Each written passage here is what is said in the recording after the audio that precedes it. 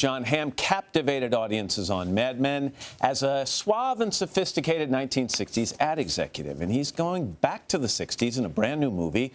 This time he is a little goofier, a whole lot groovier, and he's made some little yellow friends. Take a look. Meet my husband, Herb.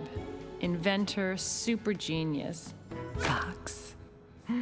Herb, these are the new recruits. Kevin, Stuart, and that cute little one is Bob. Hey, hello, paratikota. Right on. You guys are crazy little and way yellow, and I dig that. Sweet, man.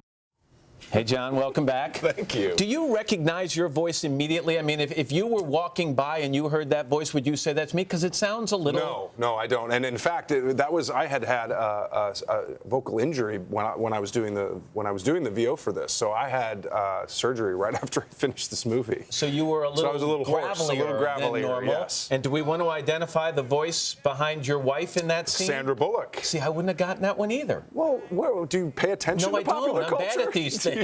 I think it's you have to sit there. If I know the name, I go in the theater, I get it. If I just walk in and I don't know, it takes me the entire movie to figure it out. I think that's probably better, though, because then you can really immerse yourself in the film. This is a prequel.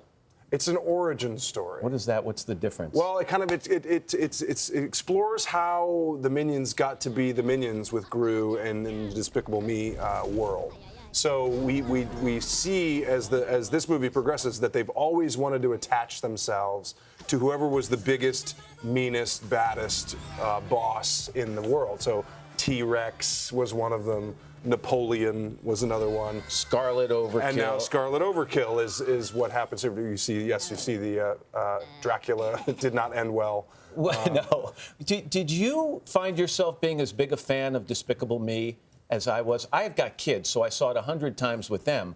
But I'll be perfectly honest with you. If I'm browsing around and I see that movie, I love that film. Yeah, it's just fun. It's fun and funny, and you can just like, I watch it on the plane all the time because you and I have a history of watching things together on planes. It wasn't the movie you were watching when I was on the plane with you. Yes, it was. Yes, it was. No, it's just, it's fun. And the slapstick humor is like, funny for adults and kids. I love Despicable Me until people online started saying to me that the older I get, the more I look like Gru. Well, don't even go there. I don't think that's true. You should disagree. So you're known as somebody who likes to dive into a role.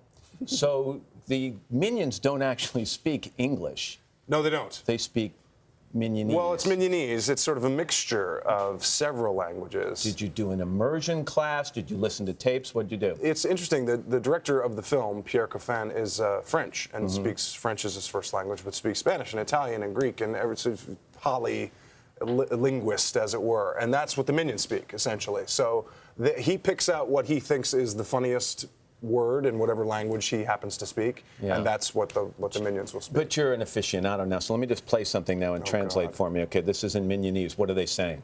Oh, hello, Papagina. What does that mean? Hello, first of all. You look as beautiful as a papaya.